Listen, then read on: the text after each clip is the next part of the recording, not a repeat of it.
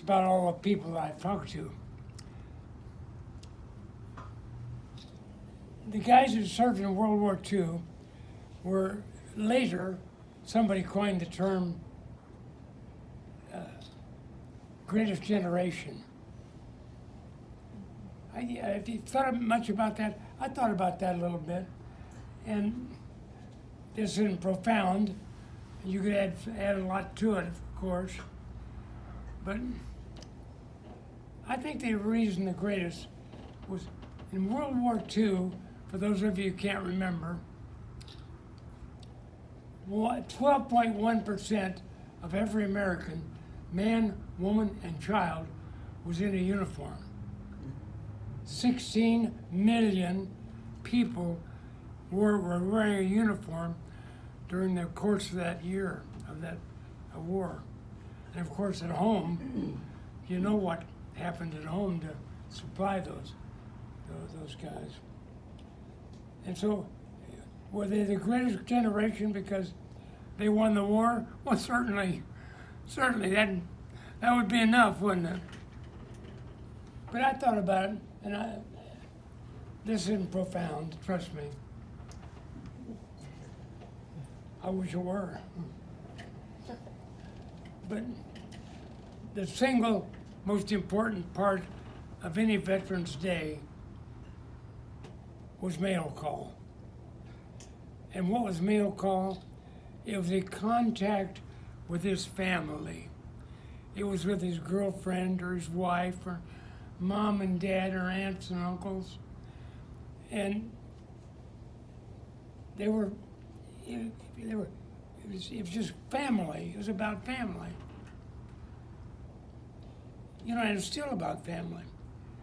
And then when they all came back, certainly the guys I talked to, I mean, who were all born between, most of them, between 1920 and 1925, most of them.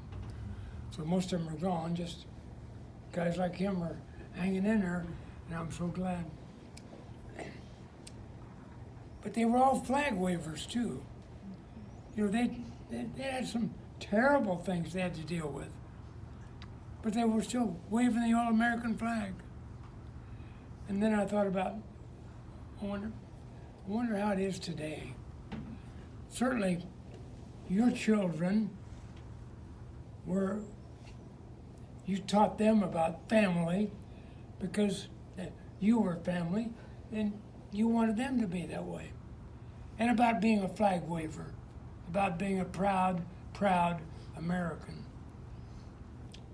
And then probably those children, maybe it lit up a little bit maybe.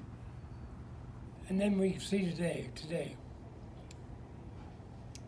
Do you really think family means as much to the 18-year-old today as it did back then? I don't know. Certainly, when there's a need, they're there. And I just think as a nation, as a group of people, we've got work to do. I want to tell you about two things, if you don't mind. Because of my friend Bob Babcock, who at that time was a member of the 4th Infantry Division, he was president of the society. He and I went over to Normandy in 2010 because the 4th Division had landed at Utah Beach on June 6, 44. And so we got to meet with the guy who ran the visitor center at Omaha Beach, and the cemetery's right there. And because of that, he asked us if we wanted to retire the flag at the end of the day. Would you fellas be kind enough to want to take the flag down, fold it, and preserve it for another day? Now, what do you think we thought? Oh, outside of my family, I can't think of anything that I've ever done that meant more to me personally than that. And then in the visitor center, if you get over there, there's a kiosk with 4 veterans' stories. Push the button and you hear their story. Well, 2 of them were mine, guys that I'd interviewed. They promised me 3, but they reneged. But there were 4, 1 guy from Missouri and a guy from Kansas, which I thought was fitting. So that meant a lot. And then the next day, we went to the cemetery in Belgium, Henry Chapelle cemetery in Belgium, where there are another approximately 10,000 Americans there. And got there right at 5 o'clock. It was windy and like today, like right now. And the man, the executive director, said, "Would you like to retire the flag?" So we had the privilege of doing it again. Now you understand, I'm sure you know I'm preaching at the converted here,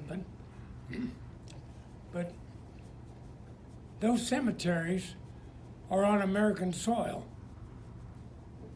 They're in Belgium, they're in France, but that soil belongs to the Yanks.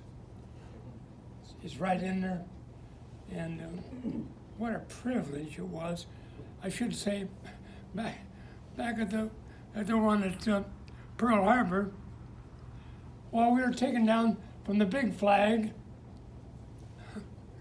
there's a senator from Tennessee over on the little flag, and his wife. And I thought, well, that's about right. we got a taxpayer and a tax receiver. He does a better job than we do. Did. So anyway, I'm done. But I just want to let you know how much I appreciate all this. I don't expect it. I'm just doing what little I can, trying to help somebody else, just like you are every day. And so that's kind of it.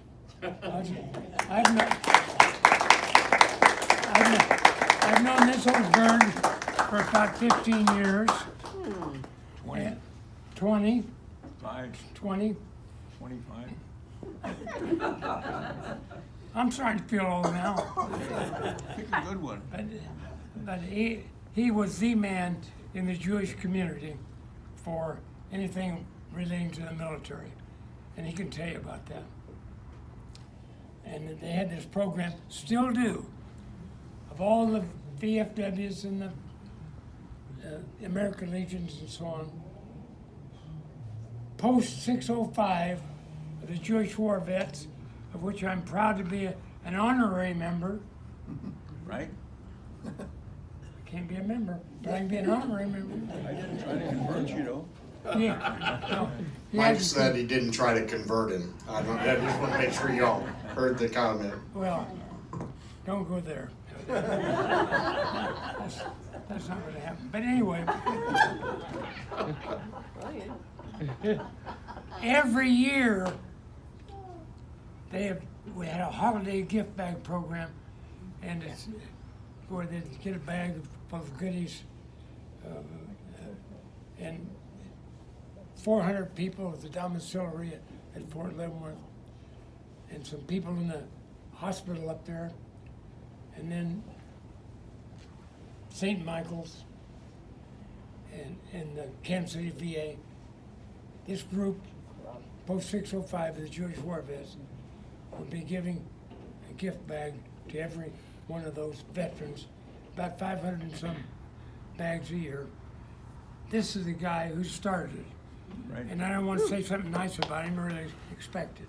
All right, well, we're going to show